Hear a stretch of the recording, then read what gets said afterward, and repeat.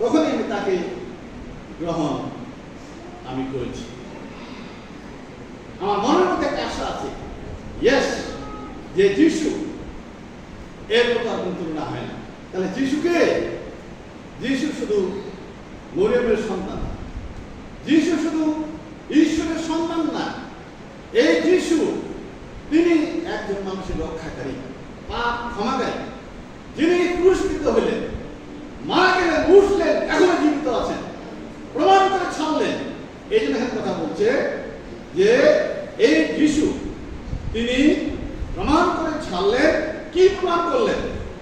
বলছে যে ঈশ্বরকে কেউ কখনো দেখেনি, তার সঙ্গে থাকা সেই একমাত্র পুত্র যিনি নিজেই ঈশ্বর, তিনি তাহাকে প্রকাশ করেছেন। তাহলে ঈশ্বর নিজে যিশু হিসেবে পৃথিবীতে প্রকাশ করেছেন। আজকে কেন আমরা দেরি করছি? মন থেকে তিনি চাচ্ছেন, মন থেকে গ্রহণ করবেন, ফুল দিয়ে নয়, দুর্বা দিয়ে নয়, কলা দিয়ে নয়, মিষ্টি মিষ্টান্ন দিয়ে নয়, তাকে শুধু হৃদয়ের মধ্যে তাকে নিয়ে আসবেন। আমি তাকে নিয়ে এসেছি, এই হৃদয়ের মধ্যে নিয়ে এসেছি, আমার বিশ্বাসের কাছে নিয়ে এসেছি যে যিশু, আমি তোমার, তুমি আমার, একমাত্র আমার জীবনের তান্ত্র। এইভাবে লোকেরা যিশু গ্রহণ করে। যিশুকে গ্রহণ করার জন্য কোনো অসুবিধা হয় না। কিন্তু সামাজিক কতগুলো লোকেরা যখন, যেমন আপনি কি না, আপনি যদি বলেন যে আপনি খ্রিস্টান, অবস্থা খারাপ না? আপনার স্বামী আপনাকে ঘৃণা করবে না? সমাজ আপনাকে ঘৃণা করবে না? কিন্তু এখানে খ্রিস্টানের কথা বলেন, বলা হচ্ছে যিশু, যিশুকে, আপনি যিশুকে ভালোবাসবেন, এখনই গ্রহণ করবেন, বিশ্বাস আস্থা নিয়ে আসবেন, আপনি মুক্ত হয়ে গেলেন। ওই নরকে যেতে হবে না, আপনাকে দোজখে যেতে হবে না, এবং ঈশ্বরের রাজ্য যেখানে স্বর্গবাসী পেয়ে যাবে, স্বর্গে আপনি স্থান পেয়ে যাবেন, এবং যেখানে আপনার আত্মা, দেহ আপনার শেষ, কিন্তু আত্মিকভাবে তিনি সেখানে আসলেন যেন মানুষ তাকে গ্রহণ করে স্বর্গের নিশ্চয়তা তিনি লাভ করেন। এই জন্য রোমীয় 6:23 পদে কথা বলছে, খুব সুন্দর কথা বলছে। রোমীয় 6 দেখেন 23 পদ, এত সুন্দর কথা তিনি বলেছেন যে কথাটা আর কেউ এইভাবে বলে নাই।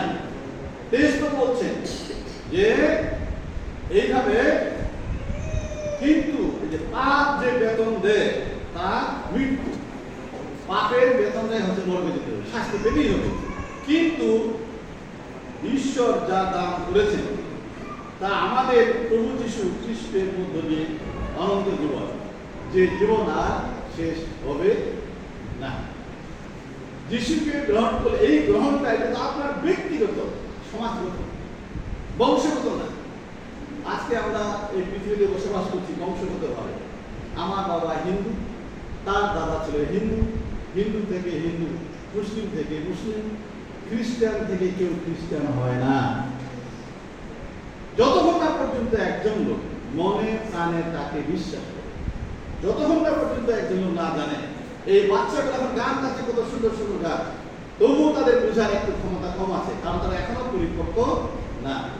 তবুও তারা জানতে জানতে, শিখতে শিখতে, বলতে বলতে একদিন না একদিন বলবে, এই ছেলেরা বলো যিশু প্রভু, বলো যিশু আমার ত্রাণকর্তা।